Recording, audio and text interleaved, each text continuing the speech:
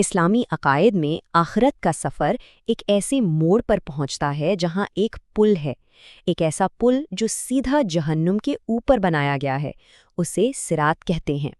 آئیے مل کر اس پراسرار اور خوفناک راستے کو سمجھنے کی کوشش کرتے ہیں۔ یہ پل بال سے زیادہ باریک اور تلوار سے زیادہ تیز ہے۔ یہ الفاظ صراط کی حقیقت کو بیان کرتے ہیں، ایک ایسا راستہ جو ناقابل تصور حد تک خطرناک ہے، اور یہی ہمارے آج کے موضوع کا مرکز ہے۔ لیکن اس پل تک پہنچنے سے پہلے آخر منظر ہوتا کیسا ہے؟ کہانی کا آغاز ہوتا ہے قیامت کے دن سے، جہاں تمام انسانیت ایک ہی جگہ پر جمع ہوگی۔ ذرا سوچئے، زمین بالکل ایک ہموار میدان کی طرح ہے اور ہر نسل کے انسان وہاں موجود ہیں۔ ہر کوئی اپنے انجام کا انتظار کر رہا ہے، جبکہ جو مجرم ہے وہ خوف سے پسینے میں ڈوبے ہوئے ہیں۔ یہ ہے فیصلے کا دن۔ اور اسی عظیم اجتماع کے ٹھیک بعد سامنے آتی ہے پہلی بڑی آزمائش، صراط کا پل، جو ہماری اس گفتگو کا مرکزی نقطہ ہے۔ تو یہ پل جو جہنم کے اوپر بنا ہے، آخر ہے کیسا؟ چلیں اب ذرا اس کی خوفناک تفصیلات میں جاتے ہیں۔ دیکھیں، صراط کی بنیادی تعریف تو بہت سیدھی سی ہے، مگر اتنی ہی دہلا دینے والی۔ یہ جہنم کے اوپر پھیلا ہوا ایک پل ہے، اور اس سے بچنے کا کوئی راستہ نہیں۔ ہر روح کو، چاہے وہ نیک ہو یا بد، اس پر سے گزرنا ہی ہوگا۔ اس پل کی جو بناوٹ ہے نا، وہ انسانی تصور سے بالکل باہر ہے۔ روایات ہمیں بتاتی ہیں کہ یہ بال سے بھی زیادہ باریک اور تلوار کی دھاڑ سے بھی زیادہ تیز ہے۔ صرف اس پر چلنے کا خیال ہی رونگٹے کھڑے کر دیتا ہے۔ اور خطرات یہیں ختم نہیں ہوتے۔ یہ راستہ پھسلن بھرا ہے اور ہر وقت لرزتا رہتا ہے۔ اس کے دونوں طرف ایسے آنکڑے اور کانٹے لگے ہیں جو گزرنے والوں کو جکڑ لیں گے، جبکہ نیچے جہنم کی آگ دہک رہی ہے۔ تو پھر سوال یہ پیدا ہوتا ہے کہ کوئی اس ناممکن لگنے والے راستے کو پار کرے گا کیسے؟ اس کا جواب اس کی دنیاوی زندگی میں چھپا ہے۔ ہر شخص کا سفر اس کے اعمال کا آئینہ ہوگا۔ یہاں کا اصول بالکل واضح ہے۔ یہ پل صرف ایک راستہ نہیں، بلکہ یہ تو انسان کی نیکی کا، اس کے اعمال کا ایک جیتا جاگتا ثبوت ہے۔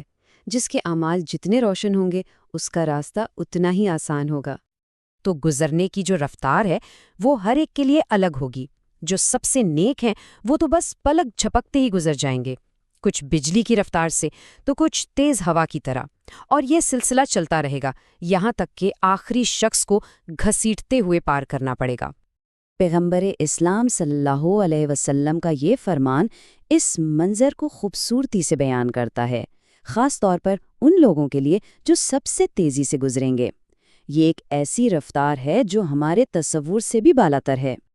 چلیں اب بات کرتے ہیں انجام کی۔